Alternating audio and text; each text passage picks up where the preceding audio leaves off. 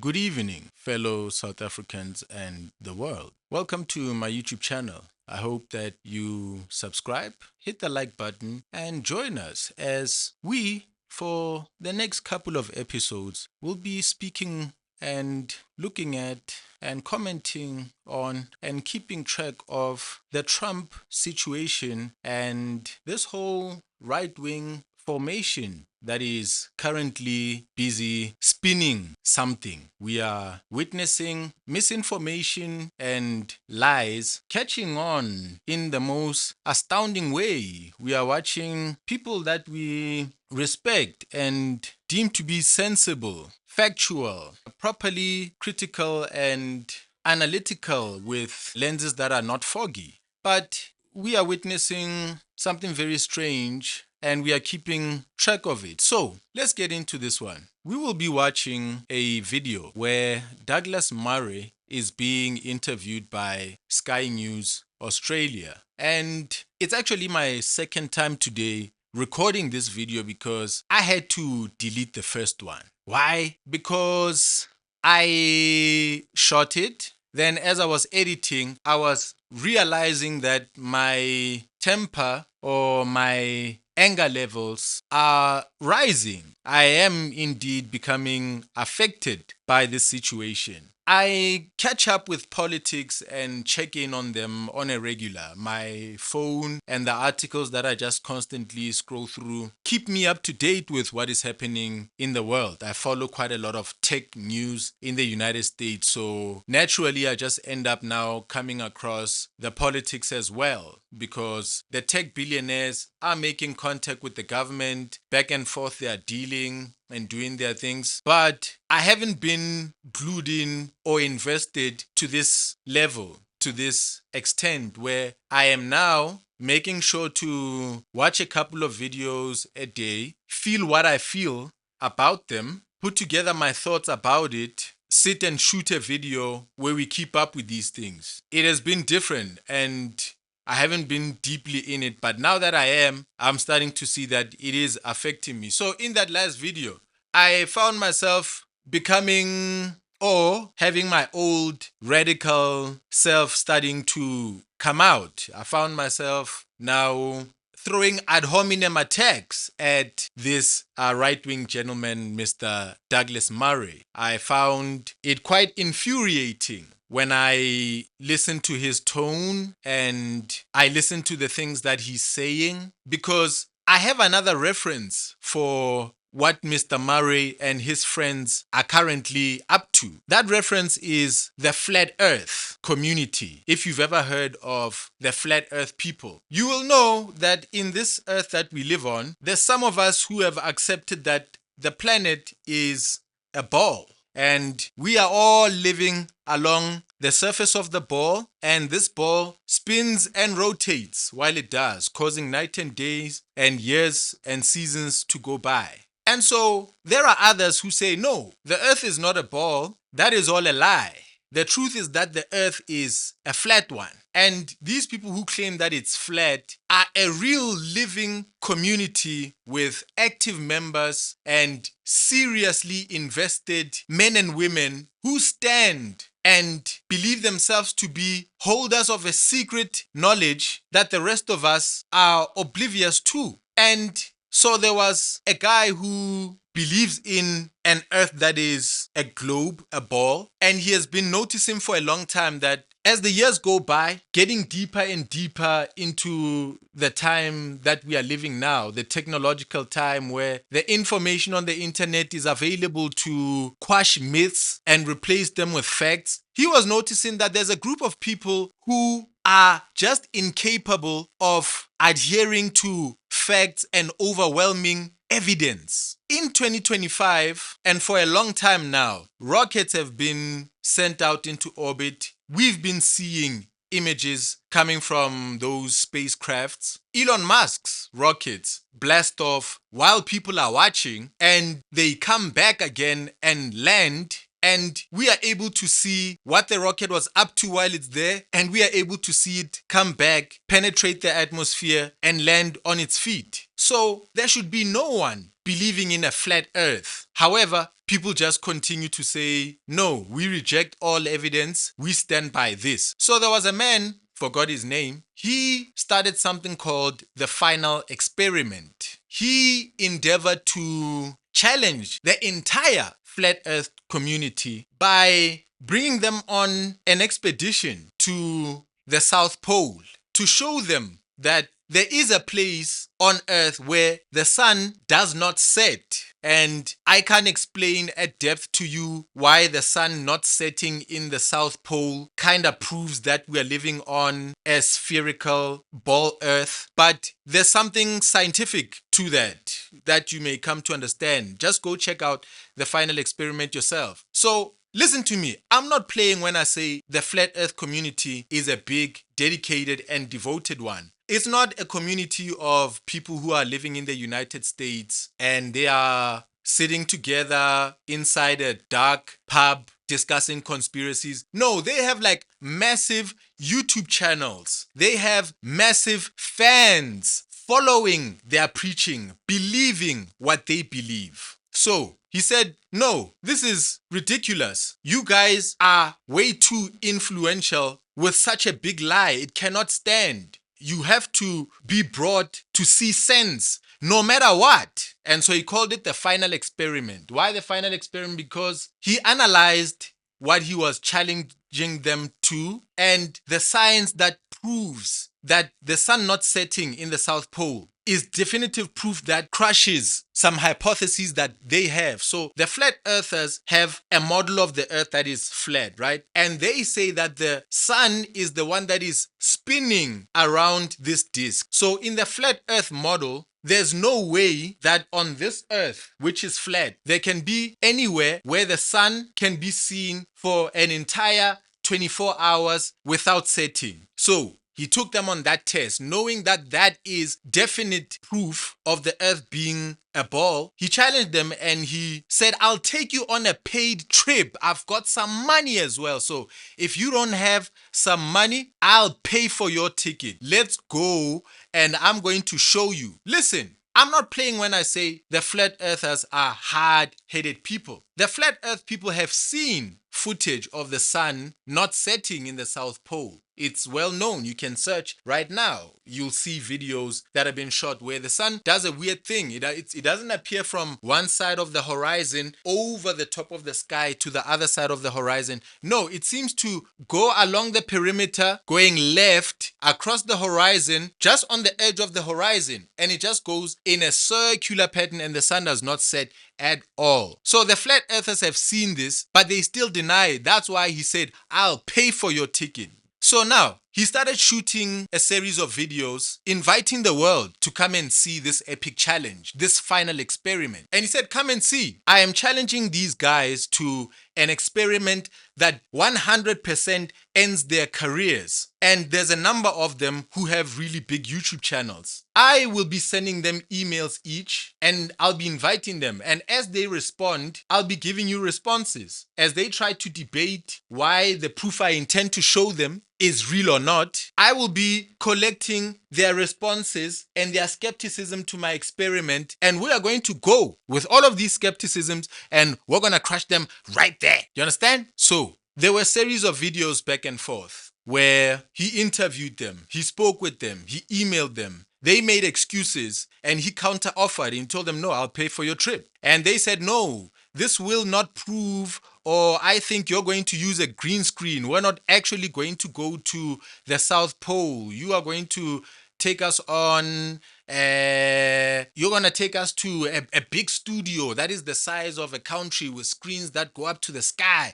Because these are heavy, very serious skeptics. And he said, well, let's look at a map. Let's look at, for example, the southern tip of South America. Or another example of it would be Cape Town. Cape Town being the most southern point at the bottom of Africa. Across the ocean, flying directly south, there is no other place where you can land at going in that direction except the southern pole. So he needed to convince them that, look, we are going to fly from this place over here in South America. We're going to take this flight that pretty much facilitates tourism to the South Pole. These are a genuine flight company. They are not hired by me. They are not secret agents. So come along. So long story short, he got them to go. He got them to bring cameras. Some flat earthers came back saying, we are definitely convinced. We have been wrong. And here is the evidence. Ladies and gentlemen, you may think that some of them would have been convinced, but till today, I'm telling you, there's still skepticism in the flat earth community. Fortunately, however, those who have repented and come off that flat earth rubbish, they've now become preachers of the globe earth. And so slowly they are now taking back the fallacies and bringing out those who are still trapped by the lies. And so it's a gradual thing. It'll happen until on earth there is no more flat earthers. We hope so. So to now be in 2025 with the internet. Now we're talking again now about the current situation with the claims that there's land being seized. These lies that are just being outright spoken by people that we really respect, you know? Like really, white guys, white people, you who own media, you who are sitting there, news anchors, we rely on you. We trust you people over there to disseminate the truth to us, man. Bring it, you know? Bring it. We are curious about what's happening in the world. Bring us the truth. We've been relying on you to tell us exactly what is happening in Hamas, exactly how many people are passing away. If there's a hurricane over here, tell us that factually. Don't ever tell us that there's a hurricane when there's not. Don't ever tell us that there's a war where there's not. Don't ever tell us that there's land being seized where there's not. Why can't you just be consistent so that we stay respecting you and your news? This is pathetic. The lies are flat earth proportions. Woo! Let's listen to Douglas Murray, a guy who is quite elegant, quite beautiful looking. You know? Yeah, he looks like an English gentleman that I wish I was if I was a white man talking like this, these issues. He looks like a cool dude, but when he starts talking, you're like, man, what a waste. What a waste of such nice skin, his hair. Such a waste of an accent. Such a waste for Sky News Australia to give you a platform. A disservice to yourself for coming out and being the deliverer of lies. Let's get into this one. They're gutting USAID, something that has alarmed the Democrats, the activist class, and even the Vatican. The Vatican claims this will cost millions of lives. But you wrote a piece for The Spectator arguing that this money has been going to essentially insane people who hate America, and that the UK and perhaps other Western democracies should follow America's lead here. Absolutely, Rita. It's amazing, isn't it? I mean, everyone knows about government waste, and we often talk about it. But when someone comes along and actually tries to stop government waste, there are all of these howls. What Elon Musk and his Doge team found in USAID, and it's merely the surface of it, what we've actually read about, is an incredibly corrupt, wasteful, and what's more, anti-American system. It would be one thing if there was a foreign aid body in your country which was doing sort of soft power, pro-American, pro-democracy, pro on the side of freedom, pro-free market sort of movement. But what you find in USAID, what the team found, is what you can find in the UK's foreign aid budget and many other countries, which is actually the American taxpayers were paying for systems that actually seem to rather dislike America and seem to be rather anti-American. And in many cases were examples of the American taxpayer funding versions of the hopefully now increasingly defunct American woke mind virus around the world. There was a bit of a hullabaloo because early on it was said that there was... So here comes now another part of this that got me to scrap the first video and take a walk for a bit and come back. He's about to go into quite a demeaning take about some issue some finding that came out that says US aid gave $50 million to some country in West Africa. And he's going to ask why people can't just buy their own condoms, you see. And I mean, these weren't, probably very highly were not condoms bought and delivered to the clubs where people are fornicating. They weren't brought and delivered to the brothels where the prostitutes could, maybe the prostitutes use them. But all I'm saying to you is this is for AIDS relief. He's trivializing it and making it look like it was an enabling for people to have sex who can't afford it because they can't afford condoms. And so there was this enabling of fornication to take place. And so let's take back our money and our condoms and let these people fornicate without the protection that we offer them. It's that whole demeaning thing that really got me triggered. However, I said to myself, yo, dude, try to not degenerate. Try not to go crazy. Try not to slam dude into the ground, you know? Tell him gently. Speak with a different level of grace if you can. Let's just continue. That there was $50 million that had been used to buy condoms to send to Gaza. And it turned out that actually that was a slight misreading, and it was $50 million for condoms in part of West Africa. I don't really see that that's the biggest misreading imaginable. The question, I think, for a lot of American taxpayers is why are we selling a very large number? Why are we paying for a very large number of condoms to be sent anywhere in the world? Can't other people buy their own condoms? But I mean, that's just at the sort of easier end of it. I mean, there were things like the American taxpayer was paying for people to have sex changes in Colombia. And when the Democrats and certainly the international critics of Elon Musk and Doge weigh in on this, I have a challenge for them, which is, you know, if you think the American taxpayer is so flooded with money that they can pay for Colombian sex changes, and if you think it's absolutely outrageous that that fund should have been stopped, there's a great opportunity, you know, for all of the left-wing governments in Australia and elsewhere. Why don't you pick up the slack? Why don't you pick up the slack, if that's not the wrong metaphor to use, and you pay for the Colombian sex changes, and then you can feel really good about yourself and not just beat up on Elon Musk. Now, last week, President Donald Trump also signed an executive order freezing aid to South Africa after the government there introduced these laws where land can be seized, typically from white farmers, without compensation. The Trump administration is also formulating a plan to resettle white South African farmers and their families as refugees. Douglas, the question has to be asked, why aren't other Western nations that supposedly value equality, value property rights, why aren't they stepping in here? Why are they still sending millions in aid to a rogue nation? Well, because, of course, the corrupt ANC in South Africa in particular loves receiving international aid money and loves squirreling it away into their own pockets. I saw that myself in South Africa in recent months. You know, all of the dauphins, the princelings of the ANC leadership all drive around, including in townships like Soweto, in Ferraris and Lamborghinis and the most extraordinarily expensive cars. And they basically rub the faces of the poor of the townships in their enormous wealth. So that's where a lot of our foreign aid money went. It went into the pockets.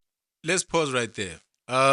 If you are somebody who looks like Douglas Murray, you're probably sitting there saying, facts, facts, facts. You're probably asking me, why does it look like you as well are a flat earther, referring to me? If I don't accept the facts that he's speaking there, am I not also thick? Some would say, well, debate him. Crush every single thing that he says. Nah. We're not here to do that. And not every discourse is a debate. I'm not going to go on a mission to crush everything. If he says the value is $50 million for condoms and that's what happened, That's what happened. I'm not a debater of facts. However, I am interested in the effect of his words because he will be affected. One thing that I'm kind of delaying to speak about with relation to all of this is that the United States is a country that is in a bit of trouble itself. The amount of debt that the individual in the United States has is enormous. The whole country itself is in a lot of debt. Standards of living are becoming very high and very expensive. Those who are tweaking society, their everyday contribution to life, the policies, the budget allocation, years of expenditure on wars, years of money being sent out to certain countries here and there. The US is in quite a turmoil right now. And another point is the US is also facing issues with immigration. The US, as well as the European countries, over the last about 15 years, since the George Bush war out in the Middle East, since that period of a lot of bombings, men and women with children who value their lives decided to go away from those regions and go seek safer refuge somewhere else on this planet Earth, where they deserve to have a right and a chance to live with their kids. This earth belongs to human beings. And so, while the US was bombing their countries, they then went and now got on boats and started moving to Europe. People started arriving.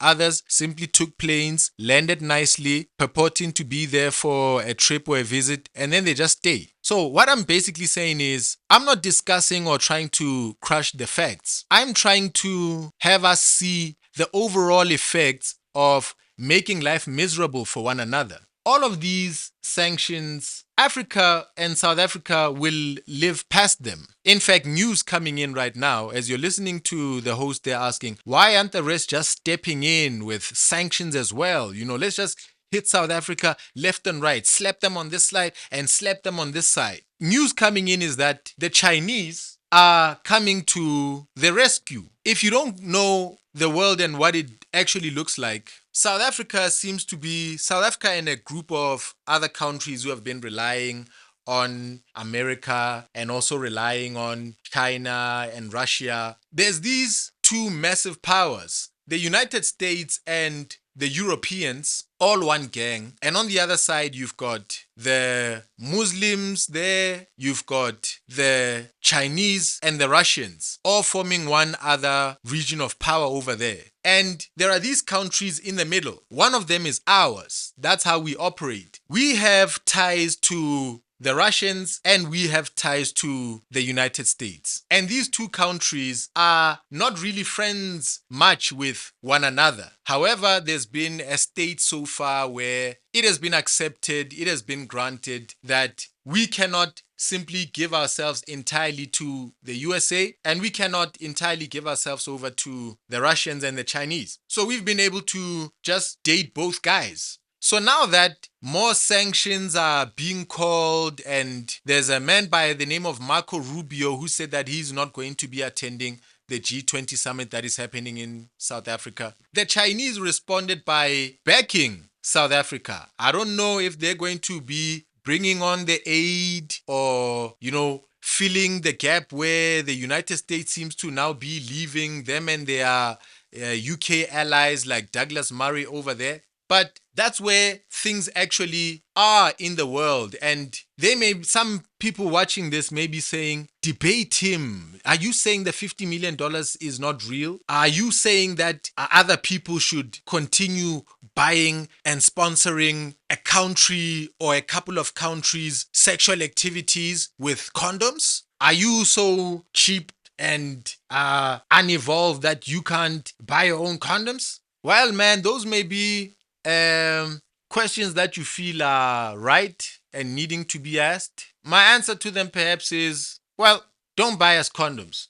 If you're sanctioning, sanction. The world, I think, will continue, and you can tell that it is going to continue. But back to the whole South Africa and the flat earth explanation that I started out with, which is where we are now in the video. If the host's wishes come to pass and the Western Bloc decides to depart from South Africa and insult us while they do, there's going to be repercussions that they are currently knowing and fearing, but they're putting up a brave and macho face. South Africa and America have very good trade passages going on between one another. There's something called AGOA, which, among many things that it achieves, it sends millions of chickens from farms in all the provinces of South Africa. So Americans are eating chickens from Limpopo, from Mpumalanga, from Free State, from Western Cape, from farms in Gauteng. You understand what I'm saying? If they decide, we are going away, that affects them.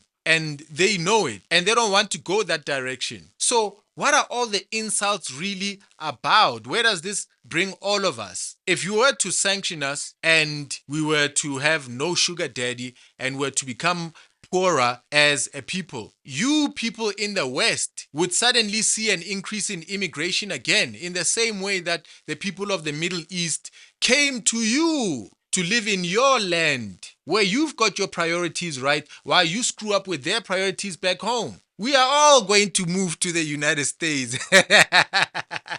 Your anti-immigration protests over there, your anti-immigration rhetoric over there, you are investing in a hoarse voice. You will be shouting until the end of time for Africans to get out of your country if it goes that direction. But I don't think it'll go that way. We won't be affected that much. We will find a way to live. The age of AI may bring a different paradigm to the world.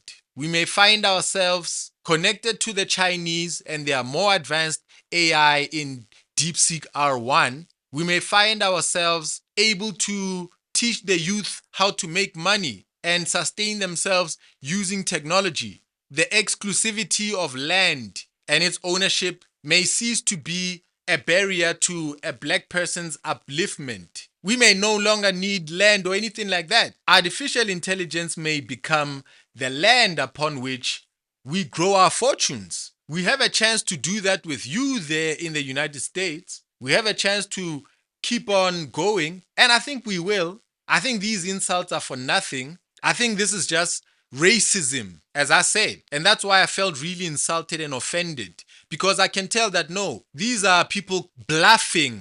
They're bluffing. But while they're bluffing, they're insulting. And as I speak about them, I feel like calling out the idiocy straight up and saying, yo, wait, man, you are playing with our minds. You really believe that we're not smart enough to understand the geopolitics and how you operate with us, why you actually need us, why we have your aid in the first place. That's because you're sweetening us up. We've got minerals. We've got a market. We've got an economy that has potential going into the future. Your regions and your areas there, let's say connectivity, internet, for example. Your people, the market for internet connectivity, for selling internet, is kind of getting saturated, for example. But look at the African continent. The potential of it, the potential for people to be connected, the places on earth where people still need connection, they are running out. Africa is one of the last places where people need internet. So there's a market here to come and occupy, like what Elon Musk is trying to do. There are markets for goods. Your people in your civilized world have pretty much grown lethargic, tired with technology. But there's a new person out there who is ready with open arms to take and become your customer, and their children to become your customers. But instead of addressing us as a serious market that you need, while you're currently taking the minerals from our land, you're insulting, you're making up lies that are going to be proven with time. Time is the final experiment. With time, all things are revealed. Your lies will be seen to be exactly what they are. Look how Donald Trump gave an invitation to the Afrikaners to come and move to the United States. You see, there's that thing called the boy who cried wolf. You see, when you're barking at a truck, when you're a dog and you're barking at a truck, and you don't know the purpose of why you really do that. It's just in your instinct. You like to chase something that is moving. And then that truck finally stops. And you realize, oh, wait, the truck has stopped. I've been entertained for so long by this thing, but now it's here. I don't even know what to do with it. The boy who cried wolf. The bus stopped. The United States president gave an invitation to say, hey, Afrikaners, come and move over here. We are about to dump some crap over the people who remain there. And the Afrikaners said, no, we ain't going nowhere. We have no other place in the world. We belong to the African lands. We are Africans now. Yeah. You are hearing Afrikaners say they are Africans. I wish I could play here a clip of Eugene Terreblanche when he was doing an interview with the BBC with a journalist who was popular back then. And he was asking de Klerk about who is an Afrikaner, who is a Boer and who is not. And Eugene Terreblanche says that only the British, only the children of Italians, children of the Belgians, children of the English, children of the French, children of the Dutch, those Europeans, white people can be Boer if they are now settled in Africa or South Africa and they are now speaking this new language of Afrikaans. So times have changed, yo. Times have changed. You are hearing Afrikaners say they are Africans and they are staying. The bus has stopped. Get on the bus if you're crying about oppression and struggle in South Africa. The bus is leaving. The truck is calling you. Come on board to the United States. But those who have been barking said, hey, you know what? Nah, man, we're staying. We're staying. So this is what frustrates me about this. I can see all through it and I can kind of see what will sort of happen going down the road. We either fall into China and Russia's hands, BRICS and the other countries that have joined, and the currency being proposed by BRICS, the opportunity to join one bloc formally and permanently, to remove ourselves from one bloc entirely. That is something in the works. So we'll be fine. Perhaps these are parting insults. They're saying, you've been dependent on us for so long. We've been giving you condoms. We've been giving you life. We've been helping you. And so now you're leaving us for another guy. So maybe this is just some last minute degeneracy. Yo, this is some bitterness for what is to actually come. And I don't see a necessity for it. I really don't see a necessity for it. I don't see a necessity for the lies. I said, man, you are a beautiful white man, man. Naturally, the black man who can't see past your foolishness. Naturally, any other black man looking at you, Douglas Murray, when they're listening to you, they can't even probably fully understand what you're saying. Some of them can't even speak English. But I know from inside the skin of a black man, from living with black men, I know that black people just assume that you're smart, you're capable, you're telling the truth. You are a man who cannot err. But they don't know that you're some flat earther, man, who's running out of time. Disgusting. Let me just finish this video. I think I've spoken enough in it. Of the ANC and their princelings. And if anyone thinks that that's a good deal, then I've got a bridge to sell them. But, you know, the problem is with South Africa and the ANC in particular is that they run off the moral fumes of the successful overthrow of apartheid. And that's all well and good, except that that's decades ago now. And just because you were part of the anti-apartheid movement does not mean that for the rest of time you should be allowed to be corrupt and to misgovern your country and to loot your country and to pretend that there's something better about you, when in actual fact, in the case of the South African government, they oversee the most appalling poverty still in their country, which does not have to be the case. South Africa is a country of great promise if it was governed well. There's no reason why a government that literally cannot even keep the lights on in Johannesburg and Cape Town should be regarded as some kind of moral arbiter or deserving of aid. If they want to misgovern themselves, and that's one thing, but misgoverning themselves with our financial... I mean, you see that. Look at that. Listen to that, for example. He's saying that he's calling our morality into question. You understand? And remember, at the base of all of this, These are people who are angry at the signing of the expropriation bill. These are people whose countries are in decline, in massive debt. These are people with something to lose. These are people with a lot of problems, with a lot of immorality in their own countries. Instead of saying, yo, we just don't like the expropriation bill, he's ventured to say these are just immoral people and they can tell us nothing about morality.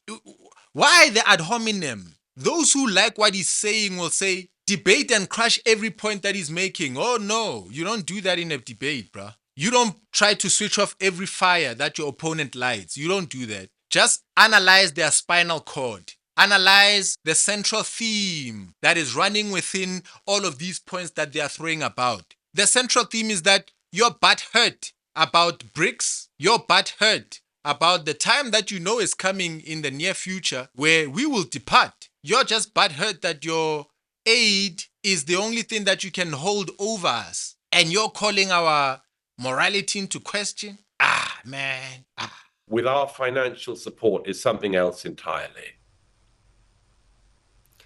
Do you see South Africa heading down the path that we find Zimbabwe? Just rampant corruption, inequity, poverty, a country, again, with so much promise that has descended into third world conditions in many ways. The South African government now consists of a government of national unity. It's a mixture of people besides the ANC. They're still talking like the ANC is just in power there with a majority or something. Just recently, white people who are in opposition to the ANC have entered government. They're working with the ANC. I mean, I know that you all value yourselves as white people and you believe that if you are there within the government, you'll keep an eye on things and things will improve. You've always believed that that's a contribution that you can make. And okay, fine, come in, man. We're tired of corruption. We don't care who's chowing the money, whether white or black. We just want for things to be fine. So you can come in. We don't care who rules. Just let things be better. So the chance has been given. The people are in, you know. The Freedom Front is running a department somewhere in the country currently. And you are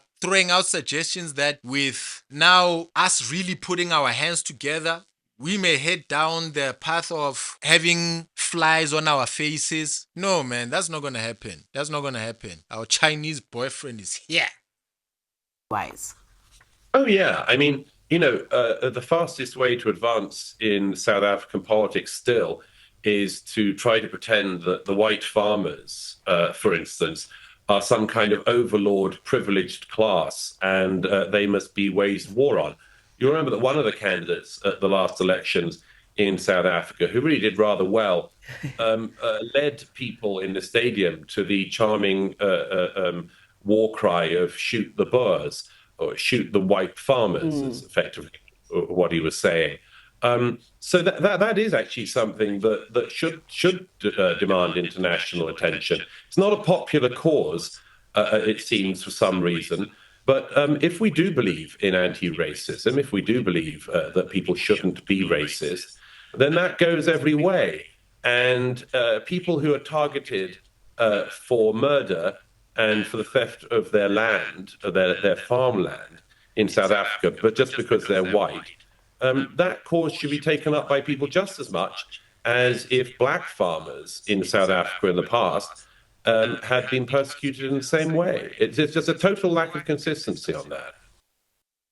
And so ends the video. Douglas Murray, an international right-winger, a friend of the AfriForum and the people who have made this entire hoo-ha. Flat earthers, ladies and gentlemen. Nothing else. I'm telling you, flat earthers. Flat earthers. They ain't got evidence of seizure. Do white people get killed on farms? They do. Do black people get killed on farms? More than the white people. Do white people get targeted for their wealth because they are known to be farmers? People know that farmers are rich. They are. Do they get targeted for that? Yeah, everybody who's got something flashy gets targeted. There's a Rolex gang that is taking black people's cars, watches, shooting them out in Sanction. So, Douglas Murray, perhaps you should say, we want to see a state where there's absolutely no crime towards white people, very exclusively so, and then leave others out of the protection against crime. If you want to descend, go all the way down, man. Perhaps we're leaving.